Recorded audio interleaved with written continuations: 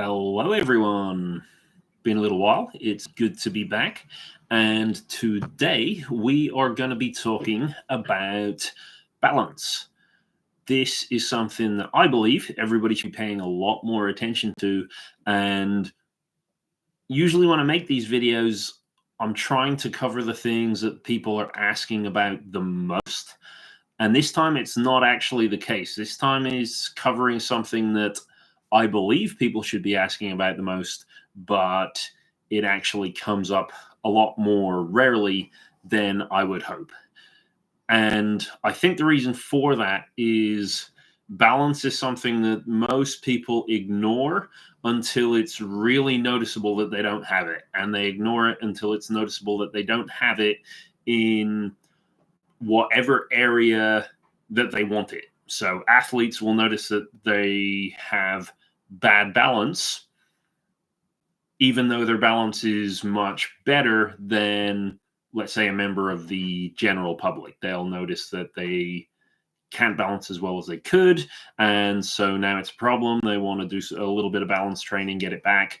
The member of the public will do the same thing. They'll say, all right, well, my balance is fine because all I do is, I only need it for standing up, walking about, sitting down. There comes a certain point, though, when they find that more difficult than they used to. And then they start to go, oh, my balance is getting bad. I should maybe do something about this. The issue here, and what I'm going to try and talk about in this video, is why a lot of the time it's already probably too late when you get to that point to improve your balance in the way that you want. So regardless of whether you're the athlete that notices their balance has changed and they just want to get it back up to speed, even though that's more than what the average person is ever going to need, or whether you're the general member of the public who really feels like they don't need a whole lot of balance, just enough to get them by. When it gets to the point that you're noticing that you're genuinely struggling, the way back, the road back, tends to be a lot harder. But also, you usually at that point, other systems have kind of got in the way and taken over, and your actual balance is much worse than you even realize. So that's what I want to talk about today. It's the link between the eyes, how the eyes play a really strong role in your balance, and how your inner ear, the vestibular system, plays a strong role in your balance as well. So what am I talking about when I say this? Let's talk about the inner ear first, because that is what, when we talk about the balance systems of the body, usually that's what we're talking about.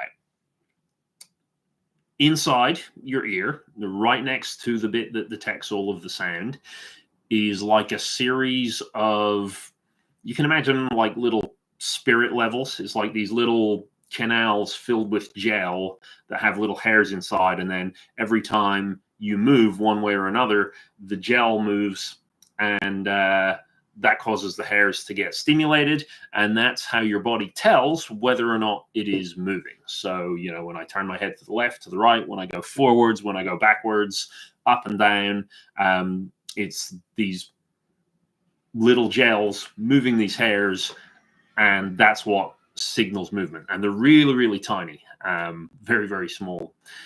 There's not just that, it's a little bit more complicated. There's also what you call the otolith organs, that are like bags of like rocks or crystals that detect things like acceleration and upward and downward movement, that kind of thing.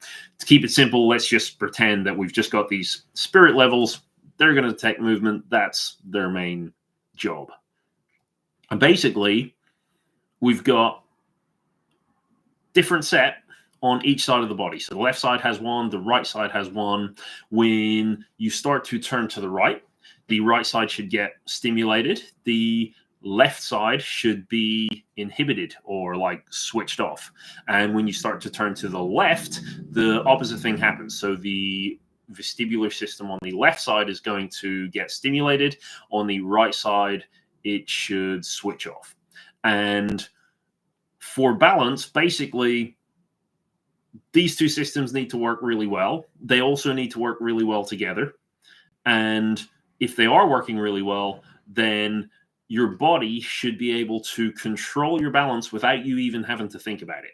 So when we think of balance, we think of like consciously, we go onto one foot and then, with our eyes open or eyes closed, and then we kind of do the movement with our hands. We do all of these conscious actions to stop ourselves from falling over. That is balance. When it reaches its final stage, that is what's required in balance. But for good balance, actually, you shouldn't even notice that you're doing it, because your vestibular systems work below your conscious levels of awareness. So when you aren't paying attention, the vestibular system is still balancing you. And so where we think that good balance is actually our ability to correct ourselves when we fall, that might not actually be correct. Good balance is that our vestibular system will correct ourselves before we even notice that we're falling. So somebody who has really, really amazing balance isn't really, really good at correcting themselves. They reach a much higher state of imbalance before they even need to consciously get involved, because all of these processes are happening below our conscious level of awareness, and they're happening before we can even realize that a problem is going on. So that's kind of what it looks like when the vestibular system is highly trained. Now, I said as well, the eyes play a role in this, because vision is our most important sense. So while it's great that we've got these little sensors that can measure movement and acceleration and all that, we've also got a really good visual spirit level called the horizon. So when you look out into the distance, or even, if there is no distance, if you're looking in your room, if the room looks the right way up, then it's a pretty good chance that you are the right way up. And so our visual system actually provides a strong degree of feedback into this balance system. And what happens to make this really strong is that actually the eyes and the inner ears work together. So if the inner ear says, hey, I think we're falling this way, it also gets a bit of confirmation, because if the world is going the other way, then the eyes will say, yeah, I also think we're falling this way. And that is a even stronger signal to do something about it. So when these two systems work together, we get an even stronger result than when we don't. And that is one of the reasons why when you close your eyes, it's harder to balance. Even though you're using all the same muscles to keep you upright, the visual response actually is really important. And the reason I'm bringing up both of these is at certain points in your life, the visual system kind of starts taking over. And I don't know exactly what the reason for this is. I don't know if anyone knows for sure, but I would suggest that a big component of it is, all of these systems in the brain take up a whole lot of energy. They need a whole lot of energy to function well. And the brain has this kind of idea of use it or lose it. So the less often you're using specific functions, the more it kind of just ignores them, the more it kind of lets them degrade, deteriorate, shut down over time. And in terms of movement, as humans, we really let our vestibular systems down when we spend all day sitting in a chair with our head fixed on one screen or another screen. That doesn't give it a whole lot of opportunity to exercise itself, to kind of practice this detection of movement and acceleration. So the more we sit, the less our vestibular system gets to be used to its fullest potential. So that system's going to deteriorate over time. There's other things as well. So a lot of illnesses that attack our immune system and things like that, even like common colds and things like that, usually tend to affect the inner ear quite severely. So you notice if you get dizzy when you've got like a bad flu or something like that, or even if you kind of have issues with your hearing and stuff. In fact, that whole area of the brainstem where all of these nerves are housed all of that tends to suffer when we get lots of different types of illnesses. And, over time, again, that may leave us bedridden. And so we're not moving even more. But also the fact that it goes out of action could see these things deteriorate a little bit more. Things like alcohol, which as humans we all really love, drugs and alcohol can affect these areas, and that can cause things to deteriorate even more. Blows to the head, so any kind of whiplash, concussion, anything like that, that can affect the vestibular system.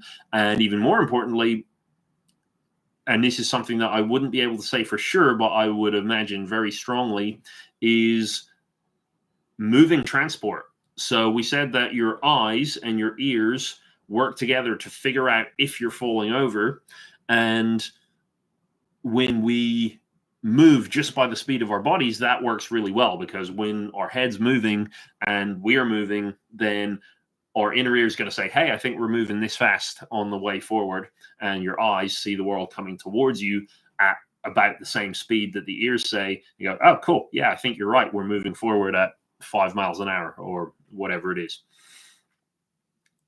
But if we're in a car, especially if we're sitting in the back seat, our inner ear could be saying, all right, well, I think we're moving forwards at 30 miles an hour. And the eyes are just looking at a still image of a chair in front of you and says, well, I don't think we're moving. I think we're staying still. And so then there becomes these arguments about what's going on in the world. And the brain's not going to just like give up or anything. It's going to mediate that and settle it. Very often it sides with the visual system, because our visual system just has many more neurons for collecting information. So it says, if there's a disagreement between two things, it's probably the visual system that's correct, because I've put more effort into making sure that the visual system is correct. And so it sides with that. However, over time, if we're spending a lot of time with this conflicting information and the brain gets used to siding with the visual system, it could be possible that it also learns to start ignoring the vestibular system a little bit more often, and then that leads to more degradation over time. So over time, for whatever reason, it could be genetic, could be just old age, it happens anyway, who knows? But your vestibular system tends to get worse over time. And then over time, what that means is your visual system has to start doing more and more of the work. So your visual system is using more energy to make sure that you are upright than your vestibular system is. And that can potentially cause some problems, because your visual system isn't just supposed to be for keeping you upright. It's also supposed to be for your eyesight, so your ability to see everything. It's also going to have loads of roles with different types of threat detection. So, if you see things in your peripheral vision, that's quite important. Your eyesight, while you might be looking at something particular, there are deeper levels of that where, parts of your brain are trying to analyze all the information that you're not looking at and making sure it knows what things are, where things are, trying to remember what kind of locations, whether things are moving, which direction they're moving, all sorts of information. So the visual system's really energy intensive because it needs to do so many things.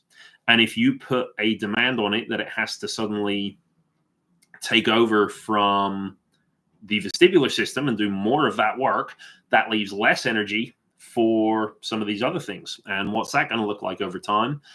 Potentially, it's going to look like all of these age-related decline issues that we're familiar with. I can't remember things as well. I can't think as quickly as I used to.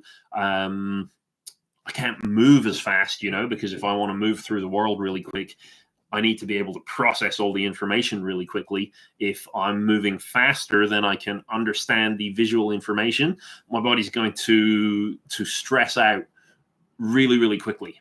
So all of those things are important. And the less our vestibular system gets worked, the more likely it is that the visual system is now going to be stressed. And we're not just going to be seeing balance issues. We're going to see cognitive issues, we're going to see visual issues, and all of that is what I imagine is what we call getting older. Okay, I'm not saying that's all of it, but quite a considerable chunk of it when you see some people saying, at my age, in my 30s, I've got people I know who seem to be in like peak physical condition and actually in the best kind of shape of their lives. I've got other people who are saying, yeah, my best days are behind me. I'm pretty convinced that a lot of this stuff comes down to the visual and vestibular systems and how they work with each other. Like I said, guaranteed there will be other things involved, but I wouldn't be surprised if we could, if we're talking about this kind of like decline due to aging filling up a big jug, I wouldn't be surprised if you could cut out a huge chunk, maybe even like 50%, just by improving the balance systems, just by improving visual function. So with that in mind, when it comes to balance, what is it that we should be looking to do? Is it looking to improve our ability to kind of catch our balance?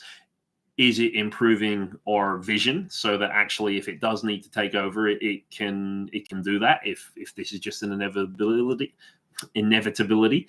Or is it training the balance systems themselves? And my answer is that we probably should be doing all three. But to do that, we need to know how to do all three. So let's talk about the vestibular system itself. We already know that our eyes, if the vestibular system gets weaker or deteriorates, whatever, over time, our eyes are going to start taking over some of that job. So that means if we want to improve the vestibular system, we're probably going to have to get our eyes out of the equation. So we're actually going to need to be doing a lot of balance training with our eyes closed, because when your brain's given the choice of like, okay, you could make things harder for the vestibular system, which is going to cost you a whole lot more energy, or you could just do what you always do and go with a visual system, which is stronger, better trained, all of that. It's going to go with a visual system. It's not going to choose the more energy expensive option if it doesn't have to. So one of the things, if you want to improve your balance systems, then a really important part of that is going to be doing balance training with your eyes closed. The second part of that is that one of the things we talked about when it comes to exercising the vestibular system, we think of balance as being really, really still. But the vestibular system doesn't detect stillness, it detects motion. So if we want to actually challenge the vestibular system and make it work harder, then the other thing that we're going to need to do is add in some kind of movement from our head. So even if our goal is, you're not even just doing it for generally better balance, you want to specifically be able to stand on one foot or do a handstand or whatever. If we want to get the hardest work, add the biggest weight that we can to the vestibular system to train it up, then it's not just eyes closed, it's also with head movement. So that could be, left and right, up and down, diagonals, circles, write your name with your nose. Any kind of head movement is going to be more challenging for the vestibular system than no movement at all. Couple of different ways that you could do it. You could look at constant movement. You could look at gradually getting faster, gradually getting slower. You could even just look at sudden changes. So, can you turn your head quickly and stop? And then just see how long does it take for the body to register that change. The second thing that we're going to want to do is we're going to want to teach the vestibular system to work really well with the eyes. So if we know that head movement is really useful for the vestibular system, then head movement mixed with vision training can be even more powerful. So one of the next things that we want to do is see, can we do different things with our eyes at the same time as moving our head? So one of the biggest ways to get advantage of this is just to keep your eyes fixed in one position, because that way, as you can see as I look at the camera, my eyes are going up and down, they're going left and right, they're going round in a circle, even though I'm fixing them on one specific point. But there's nothing to say that you couldn't also add in eyes moving and head moving at the same time. You could add in head moving one way, but eyes moving the opposite way. You could add in as many different variations of head and eye moving together as you possibly can. And then the third thing that we're going to want to do is we're going to want to see if we can train stillness with eye movement only. So our visual system is going to want to be engaged in other things while we're trying to balance throughout the day. So one of the best ways to train that is to say, all right, well, we're going to stand still, we're going to stay still, but actually, can I do that with as many different eye movements as I possibly can? That could be tracking things going across, up and down, towards you, away from you. Could be training jumps from one place to another place. Making sure that we can balance in all of these ways is going to make sure that the visual system is able to focus on two tasks at once. So we know it's this kind of inevitability that the visual system is going to need to do more and more work as we go on through life. Well, we want to make sure that it's still able to do the other things that we're going to ask it to do as we're increasing the balance challenge. Finally, we said, that conscious balance training is something that we shouldn't forget. I would say these other two forms are much more important. They're the ones that we want to get because that's what's going to ensure that our body balances us before we realize that we're out of balance. But at the same time, there is going to be a lot of benefit in training our conscious balance systems and, train that actual stillness and train that idea of focusing on being as still as possible when the balance challenge is as difficult as possible.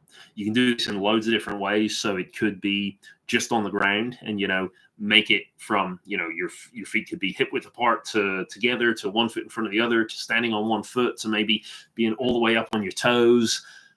It could be using different points of balance. So, people train handstands or side planks or something like that. You could also look at changing the base of support. So there's loads of videos online about how don't use a Bosu ball or don't use a Indo board because it's not training the specific type of balance that you need functionally to exist in the world. And yeah, maybe that's true.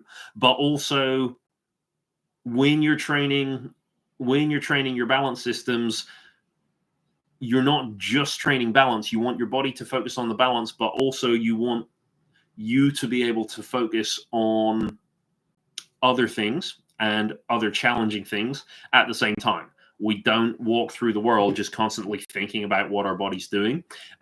We usually think about how do I navigate X, Y, and Z challenge? So in my opinion, while maybe there's functionally better ways of training your balance, adding props or toys or whatever it is can actually be really useful because it forces you to consciously think about how you're going to solve a problem.